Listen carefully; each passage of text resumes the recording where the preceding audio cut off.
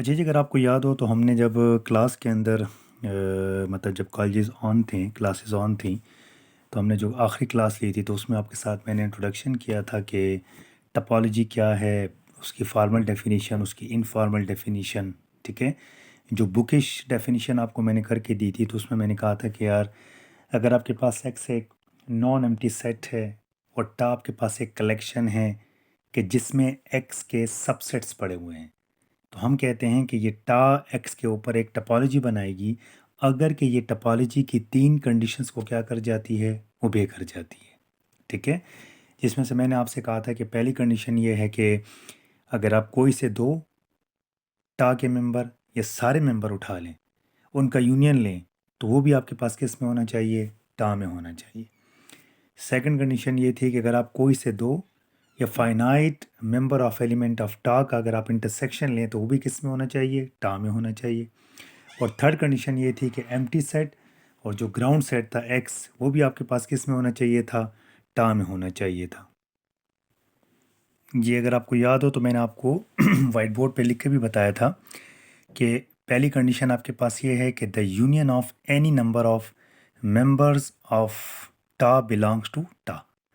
यानी if A alpha belongings to tau, then union alpha A alpha belongings to tau. ये सारी जो notations हैं मैंने अपने लेक्चर्स में डिस्कस की थी आपके साथ। ठीक है जी, जो स्टूडेंट प्रेजेंट थे, मैक्सिमम स्टूडेंट प्रेजेंट थे, जो नहीं भी थे तो इस लेक्चर से इंशाल्लाह उनको कुछ चीज़ें काफ़ी क्लियर हो जाएंगी। ठीक है। और फिर मैं हल्का सा एक छोटा सा क्लिप वीडियो की बनाकर जो मेरा लेक्चर था उसकी समरी कर दूंगा जो मैंने क्लास में ली थी, तो वो समरी करके मैं एक समराइज लेक्चर आपको भेज दूंगा वीडियो। ठीक है, डोंट वरी।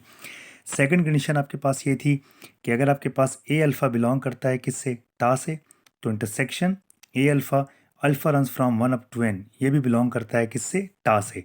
मतलब वही बात कि अगर आप कोई से दो या finite number of member of element उठाएं, उनका इंटरसेक्शन लें, तो वो भी किस में होना चाहिए, टा में होना चाहिए। और थर्ड कंडीशन कि फाई और एक्स ये भी एलिमेंट होने चाहिए किसके, टा के। तो जो टा इन तीन कंडीशंस को ओबे कर जाएगी, हम कहेंगे कि वो आपके पास एक्स के ऊपर क्या है, एक टोपोलॉजी है। और फिर मैंने ये कहा था कि द पेयर एक्स टा, इसको हम कहते हैं टोपोलॉजिकल स्पेस। और एक्स को हम, अगर आपको याद हो तो मैंने कहा था ग्राउंड सेट भी कहते हैं, अंडर लाइन सेट भी कहते हैं। ठीक हो गई बात यहाँ तक कि वो तीन कंडीशंस हैं जो मैंने क्लास में डिस्कस भी की थी कि जब तो कोई भी टा, कोई भी कलेक्शन जिसमें ग्राउंड सेट के सबसेट पड़े होते हैं, वो इन तीन कंडीशंस को ओबे करती है, तो हम कहते हैं वो आपके पास एक्स के ऊपर क्या है, एक टपोलॉजी है। ठीक है जी। अब हम एक एग्जांपल लेंगे कि जिसमें हमें एक्स गिवन होगा, टा गिवन होगी, तो हाउ वी चेक कि यार ये टा इस एक्स के ऊपर एक टपोलॉजी है या नहीं। तो उसके लिए मैं एक एग्जांपल अभी आपको करके देता हूँ। ठीक है।